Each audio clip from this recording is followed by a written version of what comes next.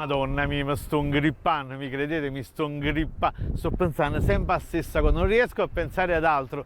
Mi sono ingrippato perché Kill è un grippato, è un grippato. Nel gergo napoletano un grippato è una persona che ha un pensiero ossessivo, è un fissato, è un stressato, è uno che ha un pensiero maniacale, pensa sempre a stessa cosa. Participio passato del verbo ingrippare, ovvero cominciare a provare una paranoia, diventare incapaci di pensare ad altro. Si è talmente fissato che non pensa a nient'altro, come se le rotelline che ci sono nel cervello si fossero grippate. E certo, in italiano grippare, un motore si è grippato, si è inceppato, e allora la metafora di ingrippato è bellissima, è come se noi nel cervello avessimo delle rotelline come il motore che si è grippato per qualche motivo.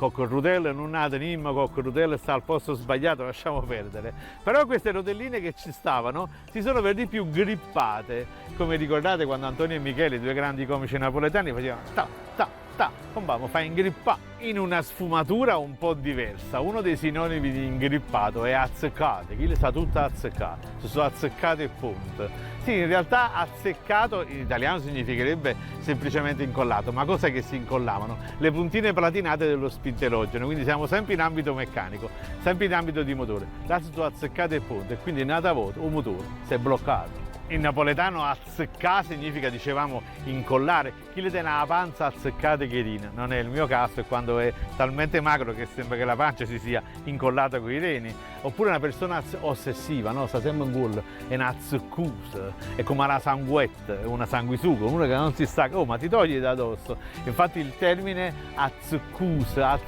deriva proprio da zecca, che era l'insetto parassita, quello che si attacca alla pelle o ai peli dell'animale. Ma azzeccato però in napoletano significa, ha un senso più estensivo. In ambito gastronomico la pasta e patata è venuta bella azzeccata, diciamo bella densa, no? Densa, cremosa come piace a me per esempio.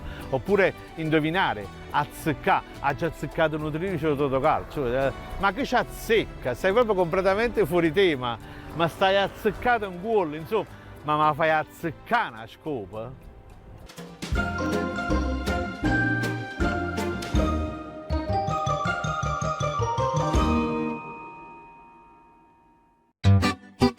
A Napoli ogni giorno c'è sta cosa fa, e allora ho pensato di fare un libro, Napoli 365, che ogni mattina ti suggerisce dove andare, cosa celebrare e che cosa fare.